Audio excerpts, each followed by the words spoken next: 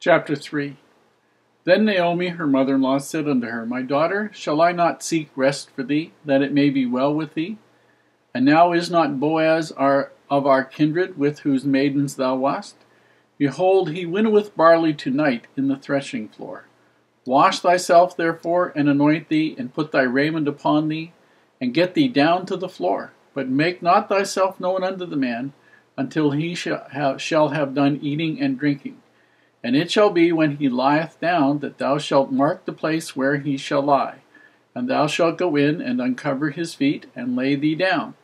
And he will tell thee what thou shalt do.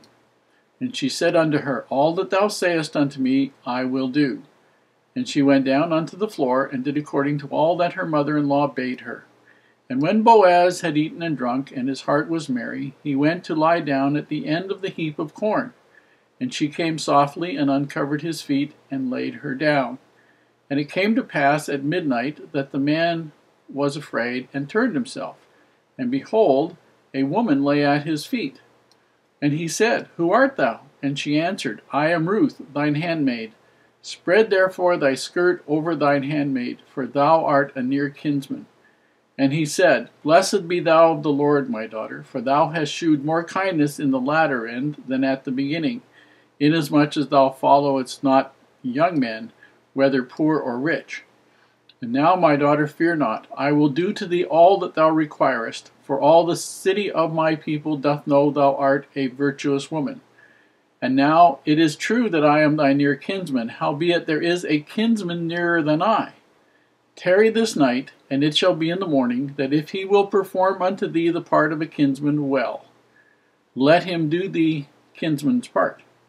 But if he will not do the part of a kinsman to thee, then will I do the part of a kinsman to thee, as the Lord liveth, lie down until the morning. And she lay at his feet until the morning, and she rose up before one could know another. And he said, Let it not be known that a woman came into the floor. Also he said, Bring the veil that thou hast upon thee, and hold it. And she held it, and he measured 6 measures of barley, and laid it on her, and she went into the city. And when she came to her mother-in-law, she said, Who art thou, my daughter? And she told her all the man had done to her. And she said, These 6 measures of barley gave he me, for he said to me, Go not empty unto thy mother-in-law. Then said she, Sit still, my daughter, until thou know how the matter will fall. For the man will not rest until he have finished the thing this day. In this chapter we see the integrity of 2 people. 3 people. Naomi, Ruth, and Boaz, who are the principal people in all of these 4 chapters in the book of Ruth. And we understand that Naomi knows that Boaz is going to be sleeping at the threshing floor, which is the place where they separate out the grain from the stalks and the husks. And that was going to happen because you had to protect the grain from thieves. There were always thieves. And that she gave to Ruth specific instructions. Wait until after he's finished his meal and he lies down to go to sleep, and then you lie down with your feet towards his feet. And Ruth has the courage to say, Whatever you tell me to do, I will do. She respects Naomi. So she goes to the threshing floor. She obviously knows where it is. And Boaz lies down to have a sleep and protect the grain. And we have no idea, at least I can't find out right now, what it means to uncover his feet. I have no idea specifically what the significance of that is. I'll see if I can find out. And partway through the night, Boaz turns himself, and his feet probably touch hers. It startles him. He wakes up. It could have been the uncover his feet, may have been that, so that he would feel if he touched her. Could be. And he asks who she is and what she's doing there, and she identifies herself as Ruth, a near kinswoman, and then she proposes marriage to him, this Levirate marriage. Now, it happened in less words than I'm going to use to describe it, but that's basically what happened. And what she basically said was that because he is the near kinsman, to her.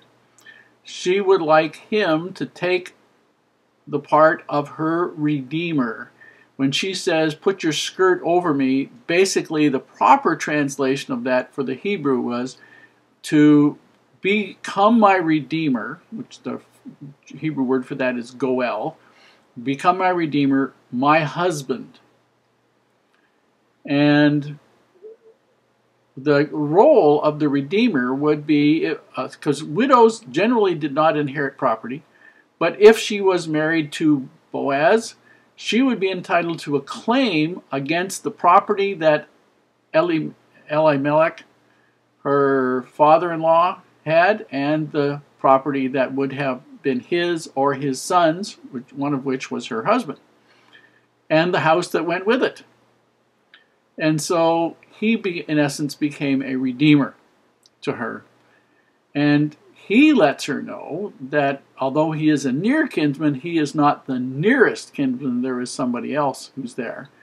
And he is also incredibly impressed because of her virtue. And he comments that, he knows that she did not go after the young men. That basically she is honoring this levirate marriage and seeking a kinsman to do his part as a kinsman.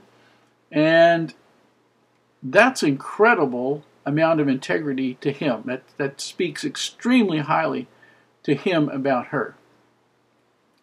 And then he says, just lie down the rest of the night, wait here. And then she gets up in the morning, and he gets up, he gives her some grain, 6 measures of barley, which would have been enough probably for them to eat on for a week, and sends that home to Naomi and her. And then as Ruth tells Naomi the story, Naomi tells Ruth she won't have to wait long because Boaz is the kind of guy, he will get the job done today. He will not rest until he has looked after it. And that's the kind of guy that she wants. And Naomi thinks he is. He's the kind of guy who will do all the things that need to be done, and he will make sure it gets done right.